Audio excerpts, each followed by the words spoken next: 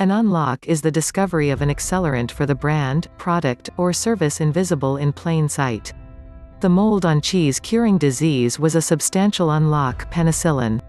So is administering a small dose of a pathogen to immunize someone from the complete, more harmful pathogen: vaccines. In the last 20 years, there have been 3 unlocks in the business world that have created over $500 billion in shareholder value. I believe the 4th was revealed last week. So, the first 3, in chronological order: Temple's Steve Jobs zigged when everyone was zagging. He reallocated billions from traditional brand building to distribution, opening stores, temples to the brand. Any great decision seems logical, even pedestrian, in the rearview mirror. But Apple's move to invest in bricks and mortar flew in the face of every trend. In 2001, stores were dead. Pundits predicted that e-commerce would take over. The iPhone is the most profitable product in history, not because the product is tangibly superior, the Galaxy is better on many metrics, but because of where it's sold. Buying a phone at an Apple store is sex with Tom Brady. Buying an Android at a Best Buy, AT&T, or Verizon store is having sex with a guy named Roy on a bad carpet under a neon light tube. Monogamy married households aggregate wealth faster than those headed by a single person. Our superpower as a species is cooperation. When we agree to fully cooperate with someone, wonderful things can happen. In addition to building wealth, the means, you can achieve the ends, producing things that look, smell, and feel like you who are good citizens, why we are here. But I digress. Firms who are in transactions businesses, like retail, are serially dating. Being single, while it has its moments, is exhausting and expensive. Equinox, Tinder, vodka, and hangovers all tax your time and well-being. Firms that are single and constantly need to be attractive to strangers to repopulate their customer base are valued at a multiple of profits. Firms in monogamous relationships, recurring revenue, are valued at a multiple of revenues. In 2005, Amazon decided it wanted to get serious with its customer base and asked for our hands. But when they put a ring on it, they also brought a goose, as on the better tables of a Manhattan club, in the form of 48-hour free delivery. Amazon Prime now has a paying relationship with more households, representing more discretionary income, 82% of U.S. households, than any private entity globally. Since introducing Prime, Amazon has grown its market capitalization by $1.1 trillion, the value of the auto, CPG, and airline industries. The Empire Strikes Back Joe Frazier and Andre Agassi had the most aggressive counterpunch and service return in sport. This times a 100 is what Walmart has accomplished with click and collect grocery. The retailer recognized that thinking of their stores as assets, while everyone had decided they were liabilities, gave them a strategic path Amazon couldn't follow.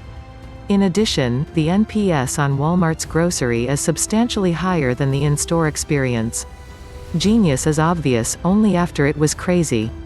Walmart realized they had 11,000 well-lit and staffed warehouses that could provide Walmart customers with all the great taste, Walmart grocery, with none of the calories, the in-store experience.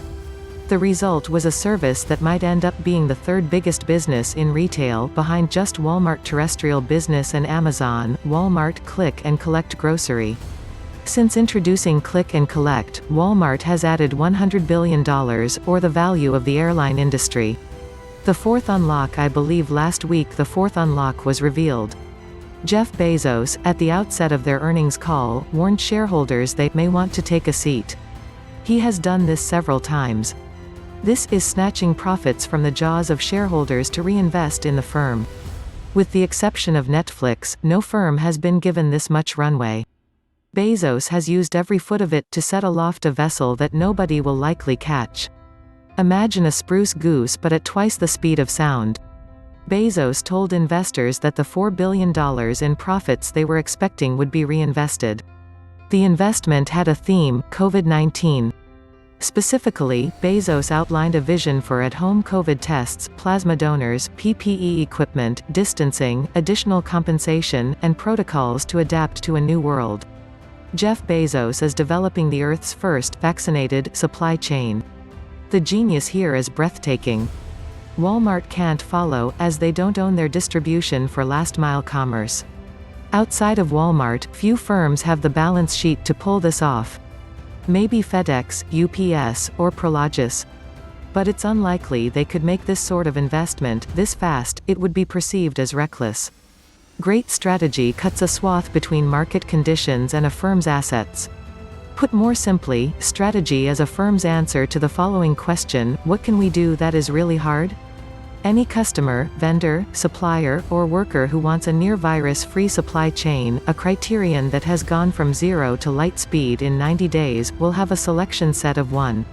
It's possible the largest new consumer category in history is testing for COVID-19 virus and immunities. Amazon may become the market share leader in this category. I believe Amazon will offer Prime members testing at a scale and efficiency that makes America feel like South Korea competent. The vaccinated supply chain, as tested and safe as possible, will create a more muscular and immune fulfillment organism, offering stakeholders paramount value, real and perceived. Leadership is the ability to convince people to work together in pursuit of a common goal. Bezoss's decision to spend billions to ensure the safety of his supply chain stems from a vision that's obvious only after being crazy genius. Life is so rich, Scott. P.S. We're doing a new 2-week intensive strategy sprint, where you can get MBA insights without the MBA price tag. Starts June 16th, and seats go fast. P.P.S. The dog is on TV. My weekly show premiered on Vice TV last night. You have a week to watch it free. And Josh Brown joined me on the Professor G show to talk about the markets. By 2009 logic, the market should be down 100%.